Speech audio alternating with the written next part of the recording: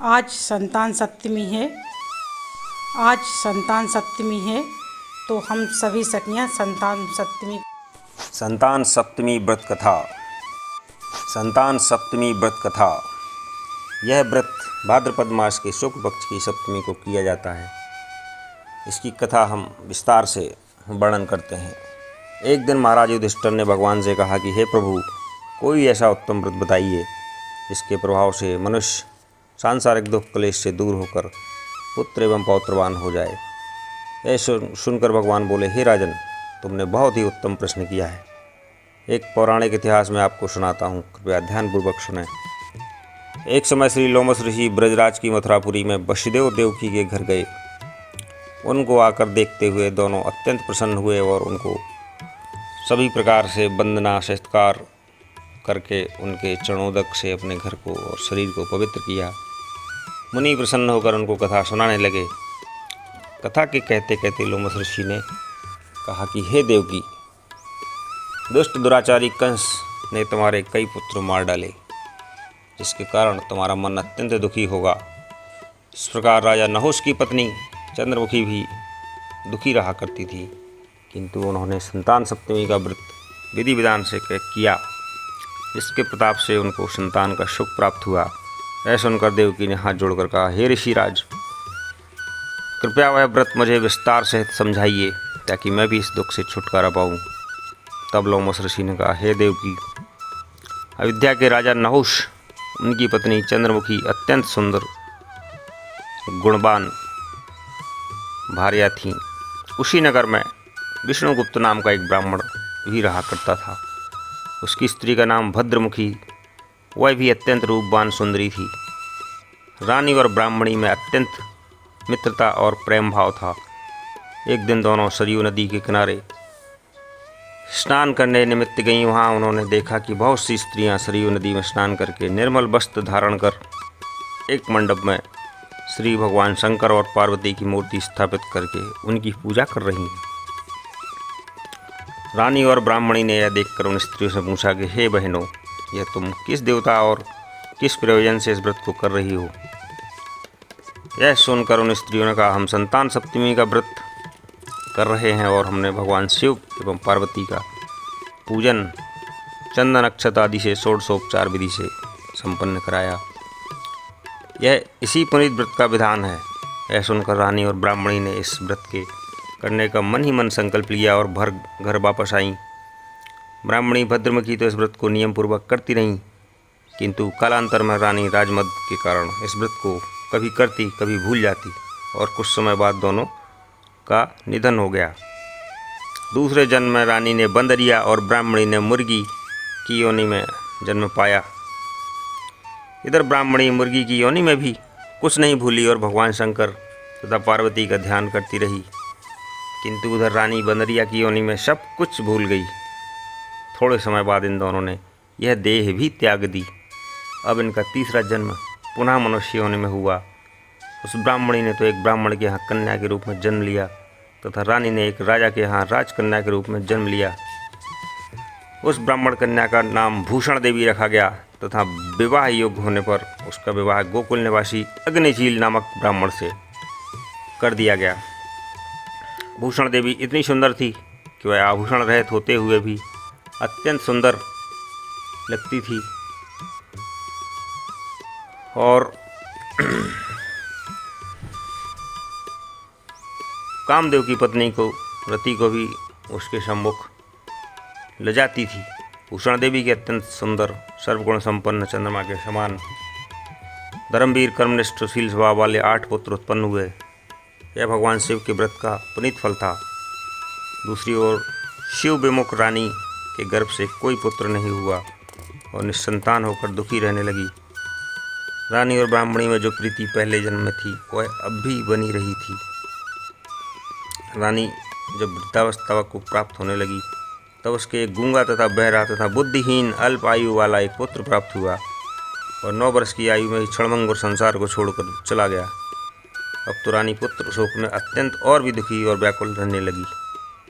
दैव योग से भूषण देवी ब्राह्मणी रानी के यहाँ अपने सब पुत्रों को लेकर पहुँची और रानी का हाल सुनकर उसे भी बहुत दुख हुआ। किंतु इसमें किसी का क्या बस। कर्म और प्रारब्ध से लिखे को स्वयं ब्रह्मा भी नहीं मेट सकते। रानी कर्मच्युत भी थी, इसी कारण से उसे यह दुख देखना पड़ा।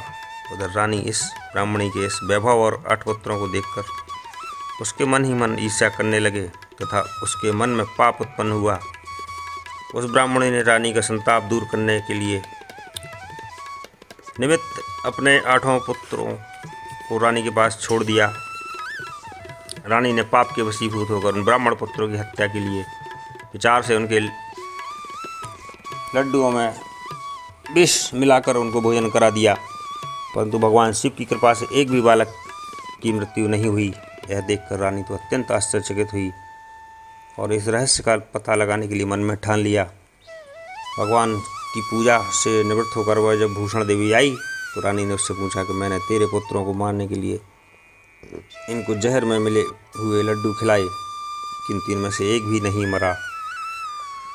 तू बता, तूने ऐसा कौन सा पुण्यदान व्रत किया है इसके कारण ऐसा नहीं हुआ और तू नित्य नए सुख भोग रही है। तू बड़ी सौभाग्यवती है, मैं तेरी बहुत ऋणी होंगी। ऐसे रानी के दीन वचन सुनकर भूषण ब्राह्मणी कहने लगी, हे रानी सुनो, तुमको 3 जन्म के हाल कहती हूँ। पहले जन्म में तुम राजा नहुस की पत्नी थी, तुम्हारा नाम चंद्रमुखी और मैं भद्रमुखी एक ब्राह्मणी थी। हम तुम अयोध्या के किनारे सरयू नदी तट पर स्नान करने गए और वहाँ पर व्रत होते देखकर हम सब ने प्रतिज्ञा ली थी कि हम भी करेंगे, किंतु तुम उस राजमद में सब भूल गई और झूठ बोलने का तुमको जो दोष लगा जिसे तुम आज भी भोग रही हो। और मैंने इस व्रत का आचार विचार से नियम पूर्वक सदैव किया और आज भी करती हूँ। दूसरे जन्म में मैं बंदरिया और तुम मुर्गी बनी। भगवान शंकर की कृपा से इस व्रत के प्रभाव तथा भगवान नाम को मैं इस जन्म में भी नहीं भूली और निरंतर करती रही। तुम अपने इस संकल्प को उस जन्म में भी भूल गई। मैं तो समझती हूँ कि तुम्हारे ऊपर जो भारी संकट है उसका यही एकमात्र कारण है। संतान सप्तमी के व्रत को करिए, जिससे तुम्हारा यह संकट दूर हो जाएगा, ऐसा मेरा विश्वास है। लोमस जी ने कहा, हे देवी, भूषण ब्राह्मणी के मुख से अपने पूर्व जन्म की कथा तथा व्रत संकल्प इत्यादि सुनकर रानी को पुरानी बातें याद आ गईं और पश्चाताप करने लगी। अब रानी भूषण ब्राह्मणी के चरणों में पड़ गई और क्षमा मांगने लगी। उसी दिन से रानी ने नियमानुसार संतान सप्तमी का व्रत किया और उसके प्रभाव से रानी को संतान सुख मिला और संपूर्ण सुख भोग कर अब रानी शिवलोक को प्राप्त हुई। भगवान शंकर के व्रत का ऐसा प्रभाव है कि पथभ्रष्ट मनुष्य भी अपने पथ को अग्रसर हो जाता है और अंत में ऐश्वर्य भोग कर मोक्ष को प्राप्त होता है। लोमस ऋषि ने कहा, हे देवकी, इसलिए मैं तुमसे भी कहता हूँ, तुम भी इस व्रत को करने का दृढ़ संकल्प अपने मन में करो, तुमको भी संतान सुख होगा।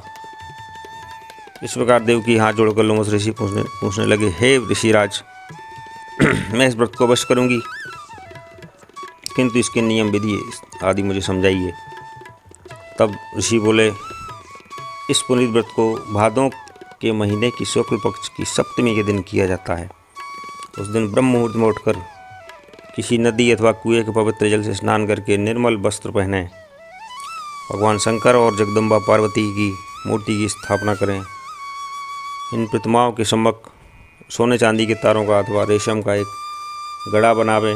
उस गड़े में 7 गठाने लगानी चाहिए। इसकी धूप दीप अष्टगंधा से पूजा करके अपने हाथ में बांधें तथा भगवान शंकर से अपनी कामना सफल होने में शुद्ध भाव से प्रार्थना करें।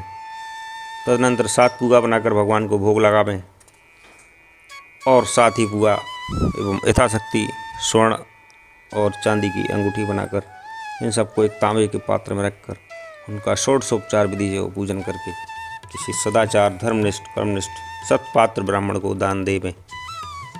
उसके पश्चात 7 पुआ स्वयं प्रसाद में ग्रहण करें। इस प्रकार का व्रत का पारायण करना चाहिए। प्रतिमास की शुक्ल पक्ष की सप्तमी के दिन, हे देवकी, यह व्रत इस प्रकार नियम पूर्वक करने से समस्त पाप नष्ट हो जाते हैं और भाग्यशाली संतान प्राप्त होती है तथा अंत में शिवलोक की प्राप्ति होती है। हे देवकी, मैंने तुमको संतान सप्तमी का व्रत संपूर्ण विधान विस्तार सहित वर्णन कर दिया है उनको अब तुम नियम पूर्वक करो, जिससे तुमको उत्तम संतान प्राप्त होगी। इतनी कथा कहकर भगवान आनंदकंद श्री कृष्ण ने धर्मावतार युधिष्ठिर से कहा कि लोमस जी इस प्रकार हमारी माता को शिक्षा देकर चले गए। इसी के कथन अनुसार हमारी माता देवकी ने इस व्रत को नियमानुसार किया, जिसके प्रभाव से हमारा जन्म हुआ। यह व्रत विशेष रूप से स्त्रियों को तो कल्याणकारी है ही, परंतु पुरुष को भी समान रूप से कल्याणदायक है। संतान सुख देने वाला, पापों का नाश करने वाला यह व्रत उत्तम, जिसे स्वयं भी करें तथा दूसरों से भी करावें। नियम पूर्वक जो इस व्रत को करता है और भगवान शंकर एवं पार्वती को सच्चे मन से आराधना करता है, वह निश्चय ही इस अमर यश प्राप्त करके अंत में शिवलोक को प्राप्त होता है। बोलो शंकर भगवान की जय।